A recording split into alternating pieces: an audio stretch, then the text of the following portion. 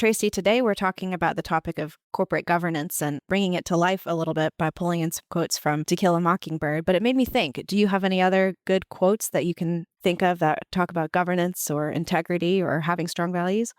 Well, pretty much everything Atticus Finch says is really relevant to our podcast episode today and also just is dripping with such meaning. And I wanted to read one quote in particular that we're not talking about during our episode, but I think really helps to sort of introduce our topic. Atticus Finch in To Kill a Mockingbird says, quote, "I wanted you to see what real courage is, instead of getting the idea that courage is a man with a gun in his hand. It's when you know you're licked before you begin, but you begin anyway and see it through no matter what." That's true integrity in my book. Don't you think, Emily? Absolutely. Atticus Finch is the best example. Absolutely. Listen in today while we talk about Atticus Finch and To Kill a Mockingbird and the concept of corporate governance.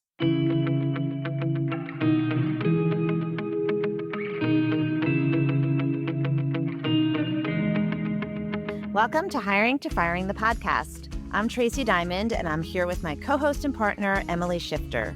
Together, we tackle all employment issues from hiring to firing. Today, we are thrilled to welcome as our guest our former partner, Richard Gerakitis. Richard has had a long career in the law. Among other things, he's worked as a law clerk, done work on the plaintiff's side, and during his more than 25 years in Troutman's labor and employment group, did a lot of employment defense work, along with helping countless clients with every sort of employment, business counseling, and advice matter imaginable, with plenty of time spent teaching and mentoring other lawyers along the way, and myself very much included. Upon retiring from our firm, Richard has stayed more than busy, graduating last year from the Master of Science in Industrial and Organizational Psychology program at Auburn University and serving as a senior advisor for the YMCA of Metropolitan Atlanta. He's also about the most perfect guest for this podcast, as he spent many years calling high school football games, so he's got a perfect voice for radio. Welcome, Richard. Why don't you tell us a little more about yourself? Well, Emily, 45 years ago when I was exiting law school, did I imagine that one day in 2025 I'd be on the Hiring to Firing podcast, which I followed diligently? Like Emily, I'm born and raised in Atlanta. My brother's families, my children and grandchildren all live here just the same as Emily's do. So I'm fortunate for having been a Troutman lawyer, but especially grateful to have worked and remain in close contact with not just my family, but also those Troutman lawyers across the country that I still rely on for guidance. Well, we're thrilled to have you, and it's so great to see you again, Richard. And you are the perfect guest also for this podcast episode because you're such a man of integrity. Today, we're focusing on corporate governance and why it matters for HR departments and companies alike. So to start, Richard, can you give us a brief overview of what we mean when we say the term corporate governance? Governance, especially from the corporate side, is that system that's in place by which organizations direct, control what their operations are, but most importantly, how they're held accountable. And the reason you have them as a governance system is to ensure ethical conduct, promote strategic alignment, minimize risk, sustain performance that is uninterrupted when staff exit and others join the organization. So vitally important for sure. As usual today on our podcast, we are taking inspiration from pop culture, but today we're going to go back in time a little bit to a classic, To Kill a Mockingbird. Of course, as many of our listeners know, the 1960 novel by Harper Lee has been translated into more than 40 different languages. It was turned into a famous 1962 movie starring Gregory Peck and even adapted into a Broadway stage play. To Kill a Mockingbird is set in the fictional town of Macomb, Alabama during the Great Depression and follows Scout Finch. Her father, Atticus Finch, is a lawyer who defends Tom Robinson, a black man falsely accused of raping a white woman, leading to intense community backlash against the family. Throughout the trial, the racism and prejudice of the town comes to life as Scout and her brother Jem come of age and learn about empathy, courage, and the nature of good and evil. In our first clip, actor Jeff Daniels performs as Atticus Finch in a scene actually from the Broadway play, a 2018 Aaron Sorkin adaptation. So let's take a listen. When I was a boy, my father gave me one of those air rifles, an air rifle. He said I'd shoot at tin cans in the backyard, but then he knew one day the temptation would become too great and I'd want to shoot at birds. Said I could shoot all the blue jays I want, probably knowing I'd never be able to hit one, but to always remember it was a sin to kill a mockingbird. A sin. A crime against God. Only time I ever heard him use that word, asked him why, and he said it was because they were innocent. And I became a lawyer. I have to say, I actually saw that Broadway show and it was fantastic. And To Kill a Mockingbird is my very, very favorite book. And fun fact, my cat is named Atticus. No way. So I'm very happy to be talking about this today. It's definitely one of those enduring classics, and I think it has a lot of relevance today as well. So, in the clip we just heard, Atticus gave one of the key lessons of the book and the one from which it gets its title. One of the governing or governance life rules that he follows and teaches his children is that it is a sin to kill a mockingbird because they're innocent. So while we might not always think about governance systems as something that impacts HR or employment matters per se, a lot of what you just mentioned, Emily, about governance, and you also, Richard, sounds a lot like some of the same goals you might have or want to have from an HR perspective, too.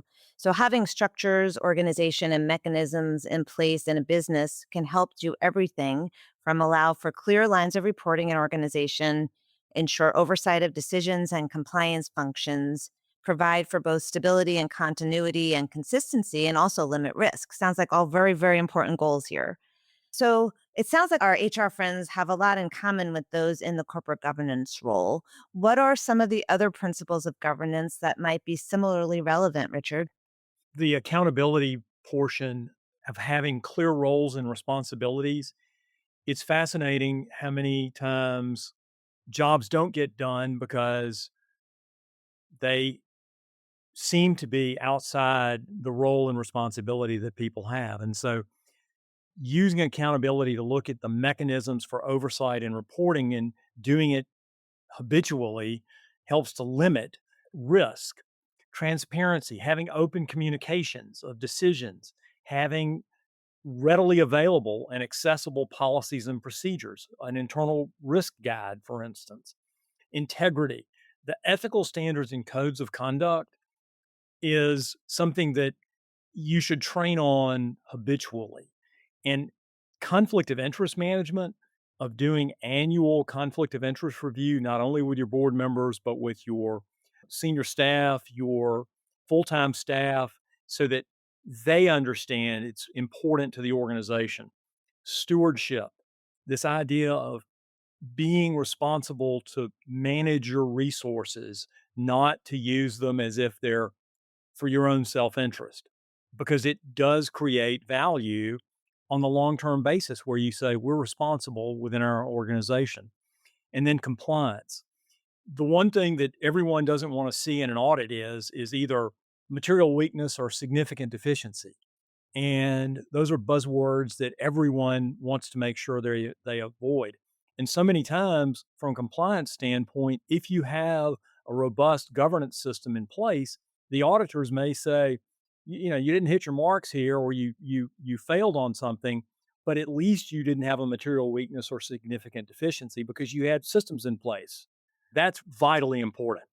I think it's so important too. You made the point of having your code of conduct, doing a conflict of interest review. I think so often we'll see companies put great policies in place or great structures in place, but if nobody makes sure that they're being followed or dust them off the shelf every now and then, they're a lot of great words that they can just ultimately get a company in trouble for not following. But on the other side of that, the flip side of that coin is, and similar to HR policies, having the policies provide some structure in which you can hold people accountable to versus sort of these not, if you didn't have policies in place, what are you holding people accountable to in the first place? How do you provide consequences if there's nothing that you could point to that someone breached or violated? That's very true. And, it's a good reason to make sure your policies are living documents. So kind of to that point, what does governance look like in practice? How do companies make sure that they are able to have these values play out day to day? Well, Emily, you know how I am. I either have a one-note version of it or I have several notebooks of something that are printed off.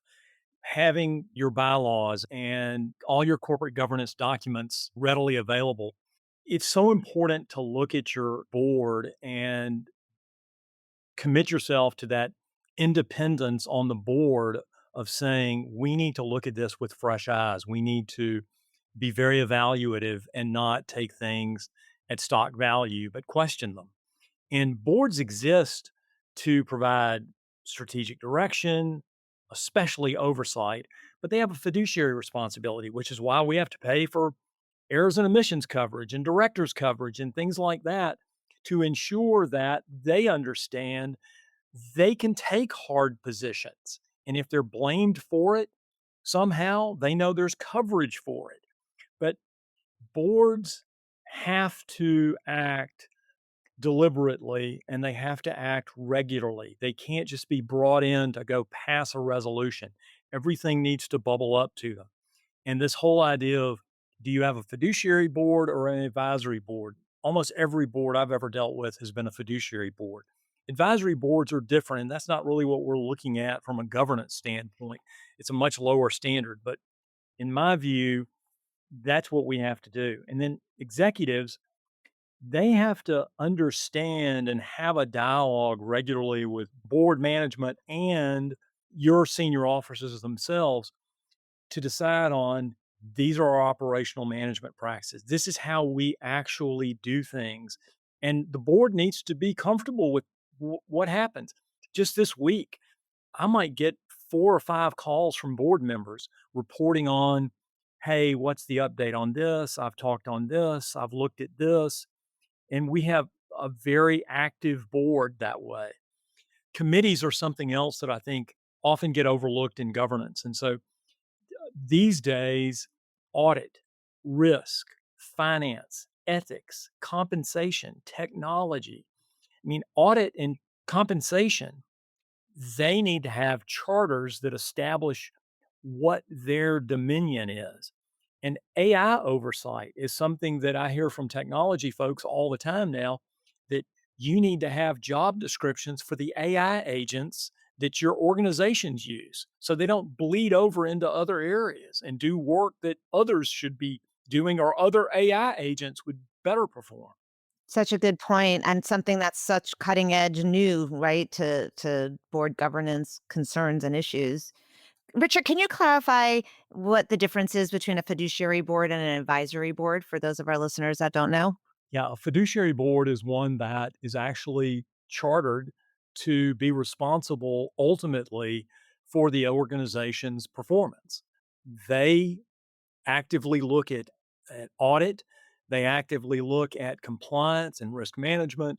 An advisory board, on the other hand, is really there as sort of subject matter experts for the organization.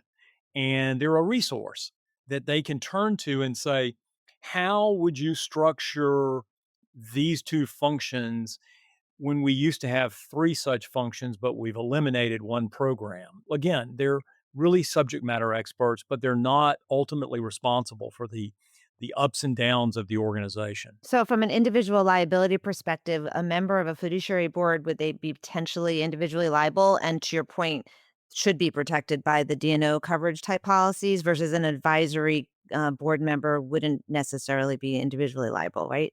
Yeah, that's exactly right. Okay. All right, so let's turn to our next clip now. This is my favorite clip of all time because it really is one of the world's most famous closing arguments and it's delivered by our friend Atticus Finch. Let's take a listen. In this country, our courts are the great levelers. In our courts, all men are created equal. I'm no idealist to believe firmly in the integrity of our courts and of our jury system. That's no ideal to me. That is a living, working reality.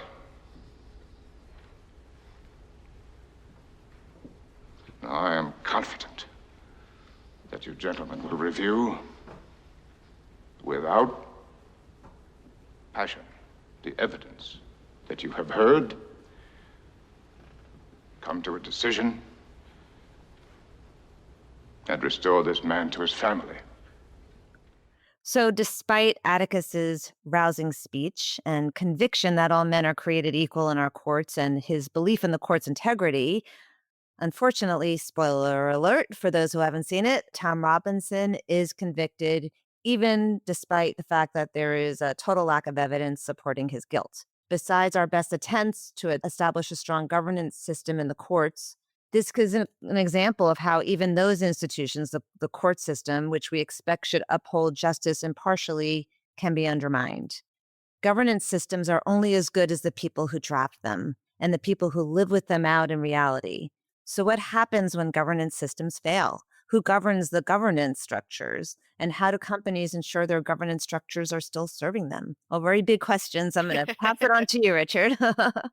It makes me reflect on past enterprises that have failed. I went to see the play Lehman Brothers that was done here in Atlanta several months ago. And it was such a sad testimony to the work of the Lehman Brothers, who started out, in rural Alabama as cotton traders until they ultimately went to New York and became one of the largest, if not the largest, investment banking firm in the world.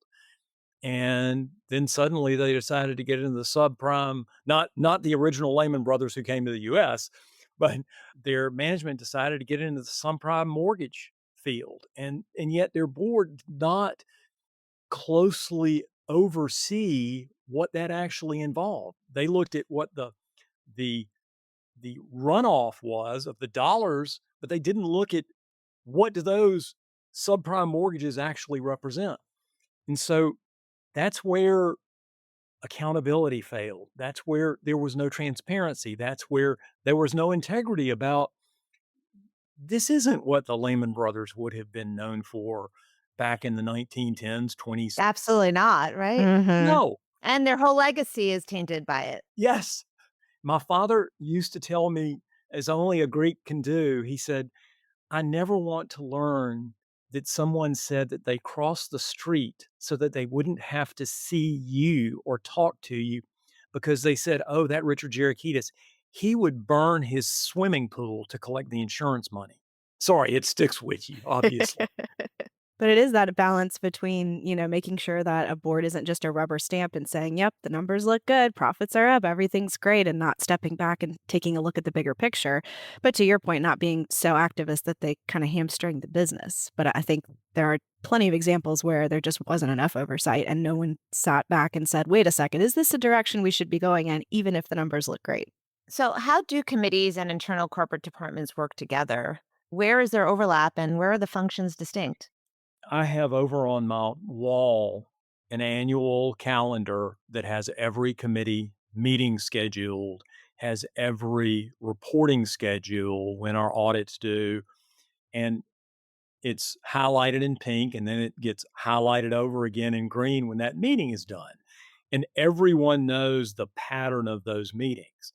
It's, I hate to say it, like a good Episcopalian, but last Sunday was the 17th Sunday in Pentecost. And there's a reason it goes on the bulletin of that you get from church when you go in. It's because it's the 17th Sunday in Pentecost. And there's something that's passed before and something that's coming up.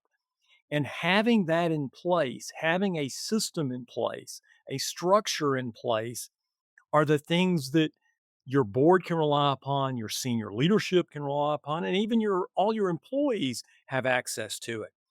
But it's vitally important to keep that in place. And committees, again, I'll just reemphasize, they really need to be active and report on what they discuss and understand these are the areas that we're trying to focus on. That makes sense. So how much are committees involved in day-to-day business decisions? And do you see pros and cons with that? Like if you have a finance committee, how does that work? Or a compensation committee, how does that work with HR or a benefits group trying to come up with pay decisions? How do you see that playing out in practice? We ask that all of our board members go through orientation. We have term limits on the board. They may get renewed, but we do try and move board members through and not have them serve an inordinately long amount of time because it helps from just a diversity of thought standpoint. They bring fresh ideas, but it's for us. You brought up the point that a business may feel hamstring if it has to get approval on every move, but the board ought to know the most important things and they ought to have a system for checking on it. we have a biweekly finance and audit call with our chair and vice chair. And it's a very active 45-minute to 1 hour call every week. And our internal audit director speaks with them every month, independent of anybody in senior leadership.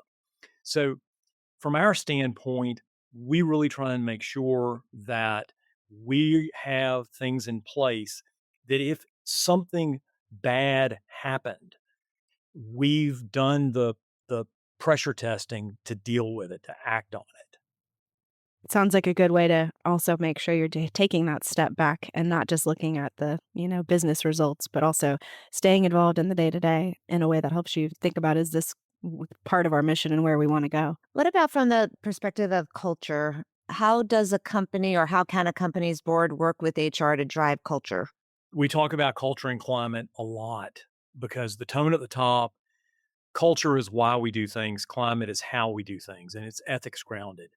And, the great thing for me is working with the Y and working with other organizations, especially on the nonprofit side, we see our principles, our values literally on the wall when we walk in. It's on the sidewalk when you walk in. If you go to a YMCA anywhere in the country, you'll see it. But that builds up a certain awareness. You don't become numb to it because you practice it in your training. And we have very active training for all folks, whether it be on the board side or on the employee side. And to me, culture, everyone should be able to explain this is why we do this. This is why we perform this way. This is why we have safety measures. This is why we have emergency planning. When your folks know that's why you do it, it's so much easier to make sure you're confident everybody's going to perform. Y'all know it from when you're getting ready to go try a case. Everybody has sat down and looked at it and said, this is my responsibility. This is what I'm going to be responsible for. But everybody's collaborated on it. Nobody did it in isolation. And that's much of what we're trying to do in organization. What about if there's competing visions for company culture? How does a board react to that? It happens. A lot of voices, right? Right. There are a lot of voices, and it's very important that it makes you reevaluate, have I really looked at this fully? Is this the right partner for this program? Do we have the right insurance? Do we have the right setup? Should it be a 1 year, a 2 year? But oftentimes boards will not, they see engagements in the for-profit world as being fairly long-term, as being 5 year, 10 year. I mean, we talk about usufructs with some organizations that, yes, that's longer than a 50-year agreement with somebody on a ground lease. Oftentimes for, nonprofits especially, it's really difficult to enter into something that's just very long-term. And so you have to be able to have that dialogue with the board members, hear it out, but explain to them, look, we can't necessarily sustain something in a relationship for 50 years. 25 years even. We may want 5-year terms that are much more manageable for us so that we can extricate ourselves if it's just not financially feasible. So that's how we try and talk through these things and reach consensus on it. And the only way you can do it is to truly have everybody at the table to talk about it. You can't do it in closed doors. That's all right. But is there someone who has the final word, or is it a true democracy? Emily knows how fond I am of our CEO. Mm-hmm. She is decisive, but she is very evaluative.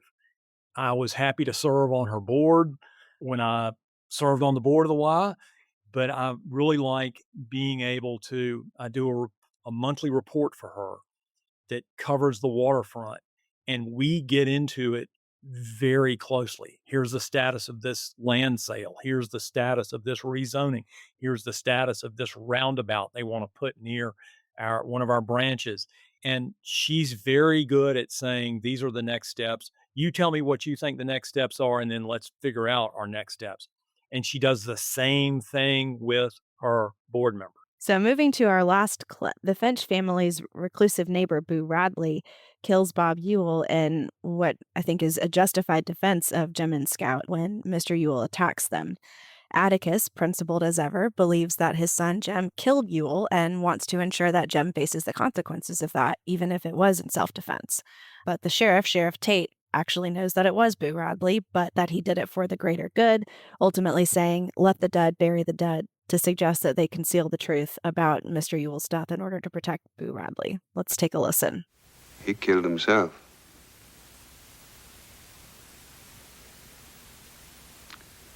There's a black man dead for no reason. Now the man responsible for it is dead. Let the dead bury the dead this time, Mr. Finch. I never heard tell it was against the law for any citizen to do his utmost to prevent a crime from being committed, which is exactly what he did. But maybe you'll tell me it's my duty to tell the town all about it, not to hush it up. Well, you know what'll happen then.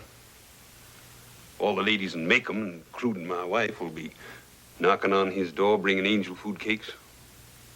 To my way of thinking, taking one man who's done you and this town a big service and dragging him with his shy ways into the limelight. To me, that's a sin. It's a sin. And I'm not about to have it on my head. I may not be much, Mr. Finch, but I'm still sheriff of Macomb County. And Bob Ewell fell on his knife. So, is there ever room for informal governance structures or a time and place to bend the rules or consider what's right in a situation like this? I had the benefit, Emily, before being a mentor to you, of having great mentors for me that I still owe my somewhat success to them. But we've talked a lot of times, both academically and even among my mentors, about this concept of moral discretion as a proper approach to occasionally adjust policies. And it is the same sort of interplay that Sheriff Tate and Atticus exhibit in the book as opposed to the movie or play. In the book, it's a much longer dialogue back and forth between them. And again, as this says with "Let the dead bury the dead" this time, Mr. Finch, sometimes protecting the vulnerable is more than just strictly following the law. It requires that combination of courage and careful assessment that comes from hearing all sides. And that's what happened with Tate and Finch there. They were both willing to open up on it. And where you have confidence in the other person's ethics, you can follow governance structures so much more reliably and know that when you expect something to happen, it's going to happen the way it's supposed to happen. You can trust the numbers, you can trust the deadlines, you can trust that you're getting everyone's input on it. And what I would just say is that, for me, in one of my graduate classes, we had a long conversation about developing codes of conduct. And someone asked me, likely given that I was at least 45 years older, what literary works I'd refer them to read to gather foundations for good governance. So that I told them that, well, there's a good example in the Bible, in the Gospel of Luke. And perhaps the worst example is from a favorite movie of mine, and that's Dr. Strangelove, directed by Stanley Kubrick, where this dogmatic adherence to some nuclear warfare design results in a nuclear catastrophe. So this balancing being adaptable with upholding consistency, it's no different in parenting, it's no different in standing up in a courtroom, and it's no different in interacting with your board. And so that's where I think practicing governance really ends up landing for everyone. Taking in all the inputs. Your analogy to Dr. Strangelove also makes me think of that, I guess it's a 1980s movie, War Games, where if you let the sort of your machines run amok, they'll lead to catastrophe as well, because there's nobody sort of thinking it through and taking a step back and exercising actual judgment. I guess if there's one sort of overarching theme here is that corporate governance, boards are in place to provide structure for that judgment to make sure that there is judgment and not just strict adherence to policies. Would you agree with that, Richard? Oh, gosh, yes. Yeah. Yes. Well, thank you so much for joining us today. This was really super fun and interesting conversation about corporate governance. Thank you to our listeners for listening in. Shoot Emily and I an email. Let us know what you think. We'd love to hear from you. And we will be back soon with our next episode of Hiring to Firing. Thanks so much. Copyright Troutman Pepper LLP. These recorded materials are designed for educational purposes only. This podcast is not legal advice and does not create an attorney-client relationship. The views and opinions expressed in this podcast are solely those of the individual participants. Troutman does not make any representations or warranties, expressed or implied, regarding the contents of this podcast. Information on previous case results does not guarantee a similar future result. Users of this podcast may save and use the podcast only for personal or other non-commercial educational purposes. No other use, including without limitation, reproduction, retransmission, or editing of this podcast may be made without the prior written permission of Troutman Pepper. If you have any questions, please contact us at troutman.com.